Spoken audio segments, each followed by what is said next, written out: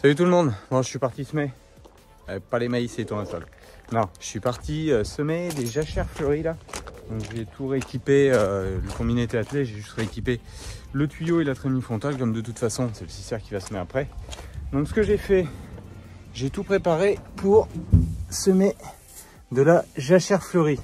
Alors un mélange, là on voit pas, c'est le reste en fait. J'ai mélangé avec de la luzerne. Il y a du sainfoin mélilo, trèfle blanc, zinnia, il y a un peu de tout, des cosmos. En fait c'est une jachère mellifère auquel j'ai rajouté un mélange de jachère fleurie. Donc je vais semer tout ça, si possible y rouler, et puis après je repréparerai le tracteur pour tout ce qui est semis, tournesol, maïs. Allez, je vais vous faire voir un petit peu tout ça. Et ce pourquoi je mets ces petites parcelles en jachère fleurie, plus un petit bout là où il va avoir des ruches. Comme je vous avais dit, il y a plusieurs colonies d'un apiculteur qui vient emmener des ruches pour tout ce qui est colza, vous voyez en fleurs, et tournesol qui aura prochainement semé là-bas. Comme ça elles resteront sur place toute l'année, enfin toute la période estivale, déjà pour aller sur le colza et ensuite pour aller sur le tournesol, comme c'est dans le même secteur. Et ça on va le répéter donc ici sur le site principal, chez Amélie aussi, et sur un autre site plus dans les fonds de parcelles, où là il y a du colza un petit peu plus loin et du tournesol qui sera relativement proche. Voilà, allez. Allez, première bande faite, parce que là il va y avoir le tournesol sur la parcelle derrière. J'en ai fait 6 mètres parce que c'est 2 tronçons de pulvé, comme ça je peux couper facilement. Et le colza il est juste derrière là-bas. Allez, donc je vais aller faire le reste maintenant chez Amélie. Allez, première parcelle faite chez Amélie. C'est presque trop rapide. Non, mais la parcelle, je sais pas, vous vous rendez compte, elle fait 3000 m², c'est gros comme rien. Donc bon, ça permet au moins d'y remettre propre, c'est pour ça que je l'avais labouré. En plus, vous voyez, elle est en périphérie du village et tout. C'est pas cultivable de façon sereine. Donc voilà. Bon, mais là, ça sera semé.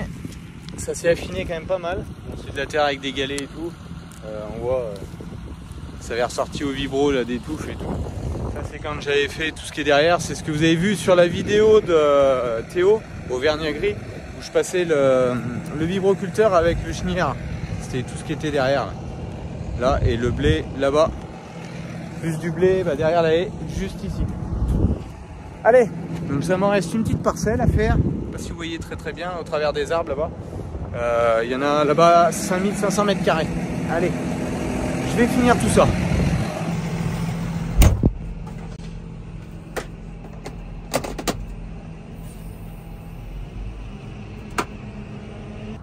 Allez, deuxième parcelle faite. Oh, excusez-moi du vent. Tout à l'heure, ouais, j'étais juste là derrière. Donc maintenant, celle-là est faite aussi. Bon, il y a bien de la fraîcheur dedans. Hein. Ce qui me fait dire que pour les préparations de tout ce qui va se semer plus loin, là, tournesol, maïs, c'est sec dessus. Ça commence de bien essuyer. Par contre, dessous, c'est vraiment frais, donc ça va lever. Voilà. Là, on voit peut-être pas très bien. Là, il y a une petite graine là j'arrive même pas à dissocier si c'est du mélilo ou du trèfle. Là, je vois un grain d'antilimace, donc j'ai mis de l'antilimace en plus avec. Parce que ça m'est arrivé trop souvent. Ça fait plusieurs années que je sème des jachères fleuries et mellifères. Et si on protège pas avec un peu d'antilimace, on se fait dévorer et la semence coûte vraiment très cher. Et sur des semis là qui coûtent 300 € de l'hectare à peu près. Donc c'est mieux d'essayer de sécuriser la levée quoi. Ce que vous voyez derrière là, les blés là, ça c'est des blés semis à la volée, les distributeurs d'engrais couverts au calidisque. Ici les 2 parcelles, c'est derrière des maïs. Vous voyez, si on rentre un peu dedans. Alors, ils sont pas ultra en avance hein, chez moi, il y a des blés qui sont plus en avance que ça.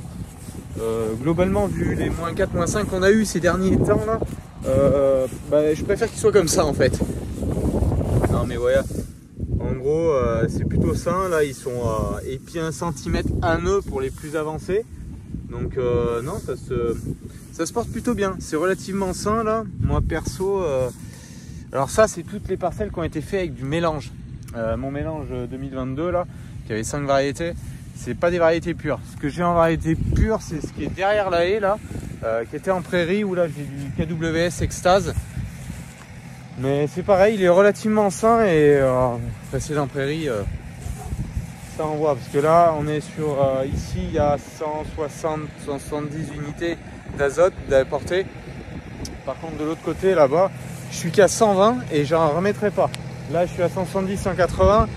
Si vraiment le potentiel se maintient à faire 80-90 quintaux ici, je remettrai 30 unités. Mais je suis pas sûr. On verra. En fonction de la météo et tout. Donc tout ça là, c'est bien sûr toutes les terres d'Amélie. Donc on verra comment tout se passera et tout. Mais de toute façon, le dernier rapport, de toute façon, tout ce qui est sûr, c'est que j'ai tout rentré les parcelles sur Radfarm. Donc les derniers rapports, autant chez Amélie que moi, ce qu'on fera, c'est qu'on fera de la pince and tester cette année, de regarder et de moduler peut-être le dernier rapport. Aujourd'hui, je me suis gardé entre 20 et 40 unités à apporter sur toutes ces parcelles que vous voyez là, sur des potentiels un peu plus forts. Tout ce qui est parcelle avec des apports à 120 unités à peu près, j'ai tout mis il y a déjà un mois. Le but, c'est de ne pas y retourner parce que franchement, je vois pas l'intérêt. Alors après, rien n'empêchera de passer un coup de pince and tester si d'aventure on voit que la météo est vraiment très bonne, de remonter, déplafonner un petit peu parce que la pince and tester permet de déplafonner de façon réglementaire les apports d'azote. Donc on verra un petit peu tout ça. Allez, bon ça c'est fait. Maintenant j'ai un petit coup à passer sur une prairie pour reboucher des traces avec la rotative. Et puis on se retourne au domaine. Je vous présenterai un petit peu ce que j'ai avancé aussi. Parce que René Lato Piébert a travaillé un peu. Non mais je vous ferai voir. Allez.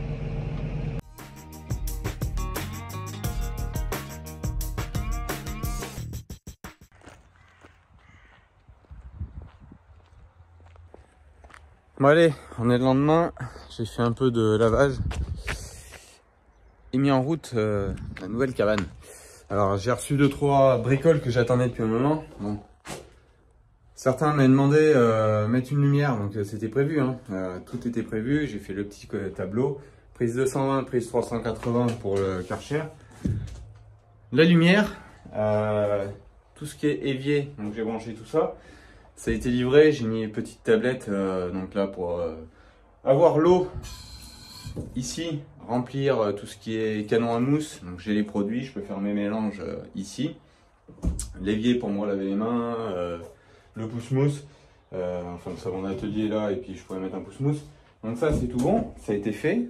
Donc maintenant ça va être un peu opérationnel, ça restera encore à faire de l'habillage extérieur. Mais au moins, elle est opérationnelle, elle peut servir. Donc j'ai un petit peu travaillé après ça. J'attendais les pièces, j'ai reçu justement hier après-midi le reste, là, l'évier et tout. Donc le temps de l'installer. J'ai fait, donc fini de semer tout ce qui était jachère, ce que je vous disais hier. Cet après-midi, je vais aller rouler normalement, vu le beau temps qu'on a. Ça va avoir séché parce que c'était relativement frais pour semer.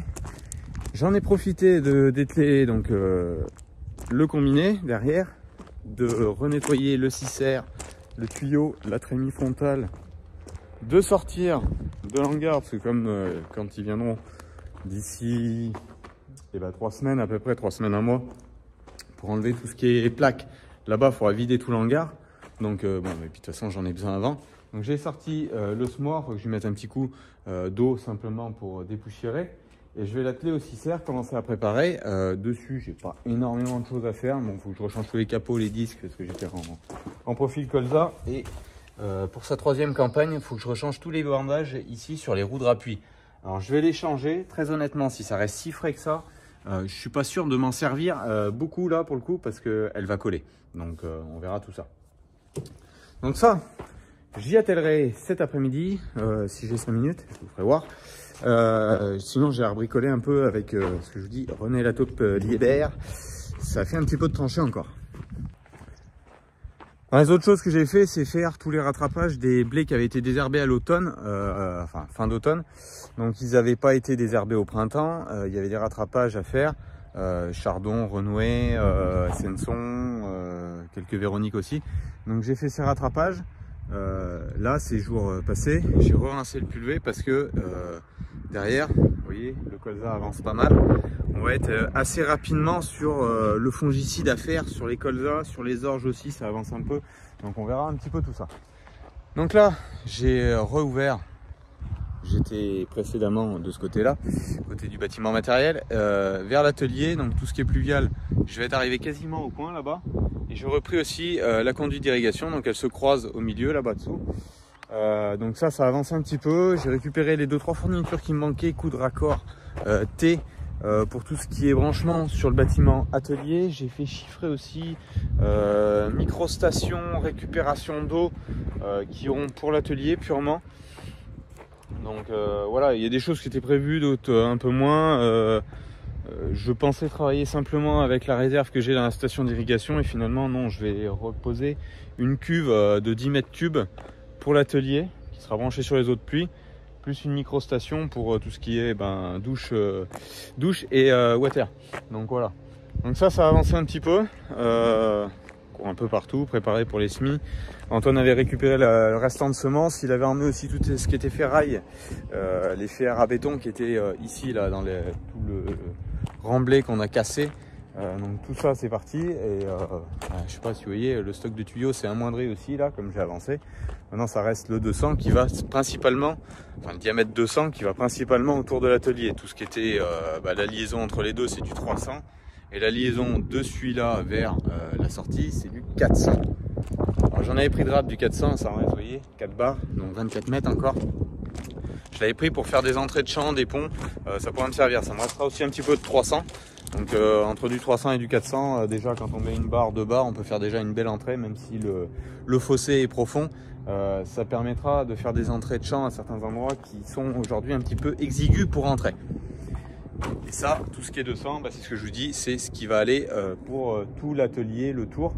Et il y aura des raccords à faire entre tout ce qui est station, enfin micro-station, récupération d'eau, où là il y aura plutôt je passerai de 200 à 100 et 100 à 200, enfin selon les sorties et tout.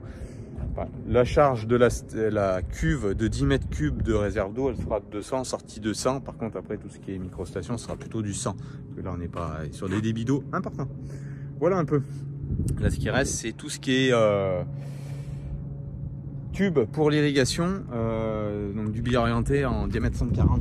Donc ça je m'en fous encore un petit peu parce que voilà, j'ai fait faire une croix, ils se croisent les deux pour ressortir que vraiment l'irrigation passe plutôt du côté champ et tout ce qui est pluvial, assainissement passe du côté bâtiment. Voilà un peu tout ce qui est avancé. Donc maintenant ça me restera à rateler le petit tout après le rouleau. Pour les rouler ces jachères fleuries que j'ai semées. Ce que je voulais aussi c'est essayer de monter sur le côté là avec le tout petit vibro. J'ai un petit vibro ancien de 3 mètres avec le 6210 pour affiner un petit peu la terre là, reniveler derrière tout ce que j'avais fait de pluvial parce que la terre a séché un peu, il faudrait y prendre avant que ça soit trop dur. Allez, continuons. Donc là je suis en train de passer le rouleau sur ce que j'avais fait hier, semé hier. Et hier c'était vraiment impensable de passer le rouleau. Ça a séché une journée et là ça va prend bien, ça colle pas du tout. Donc bon, je suis avec le petit tout, le 6210 bien sûr, pas jumelé, je l'ai pas jumelé juste pour faire ça. Vu la petite surface que c'est, ça se fait très bien. Bon mais là c'est bien appuyé. Non pas que ça pleuve, bon, ça attendra la pluie de toute façon. Maintenant, la priorité ça va être de s'occuper des semis, tournesol, maïs, et puis ce sera déjà pas mal. Déjà si je peux faire un peu de tournesol avant que ça pleuve, à mon avis ça sera déjà bien. On verra tout ça. Bon, résultat, ça avait été préparé comme tout ce qui est derrière, ça avait été labouré. Ici c'était derrière un maïs que j'avais labouré. 2 coups de vibroculteur en même temps que je préparais les parcelles là au fond. Semi au combiné et un coup de rouleau. Mais vous voyez, la journée de soleil et tout, il a fait vraiment grand bien. Ça s'est rappuyé, ça s'est raffiné. C'est pas parfait, mais par contre, il n'y a pas très long là le long du bois. Vous voyez ce que je veux dire? C'est que tout de suite, ça cherche à venir pâter sur le rouleau. Donc, ouais, c'était urgent d'attendre hier soir. Enfin bon, là c'est fait, comme ça je pourrais y dételer. Puis on passera à autre chose. Allez, opération roulage terminée. J'ai rentré le 6210 avec le rouleau. J'ai aussi attelé le semoir monograine et les branchements, donc ça c'est tout prêt. Reste à faire tout ce qui est bandage de roue, tombeuse ce que je vous avais dit, changer tout ce qui est disque, disque et les capots, parce que c'est les capots colza qui étaient dessus. Donc faut que je remette les capots d'origine. Ça c'est les bandages tout neufs. Et les capots sont juste ici. Donc remettre les capots, plus les disques en 30 trous 6 mm. Et puis on sera tout bon. Donc comme ça, il n'y aura plus qu'à après. Non, mais on va régler parce que de toute façon il nous annonce de l'eau et tout. Donc je pense pas en faire énormément plus. Alors j'avais ouvert le Smore à 80 comme d'habitude pour travailler dessus plus aisément. Je vais le refermer à 50. Je vais rester dans ce profil là pour semer une grande partie des tournesols à 50. Roue simple dégonflée. Et après le restant sur le site le plus loin avec les maïs, bah forcément je vais rejumeler à l'avant, redégonfler un peu plus. Et là je sèmerai tout à 80. Par contre les maïs, ce que je vous dis, il y a une grande surface qui va être semée en 50, 30, 2 rangs en 30, 50 d'intervalle, 2 rangs en 30. Et après tout ce qui est passage de pulvérisateur, contour, où je sèmerai à 80 pour pouvoir comparer l'un et l'autre. Voilà un petit peu. Bon allez, moi je vais reprendre à travailler après le combiné, faire un peu aussi dans les tranchées, je vais voir. Ça évite la monotonie, saute d'une tâche à l'autre. Voilà, allez, moi je vous dis bonne semaine à vous tous et puis à la semaine prochaine où j'espère, en fonction de la météo, vous présenter un petit peu de semis de tournesol. On verra tout ça.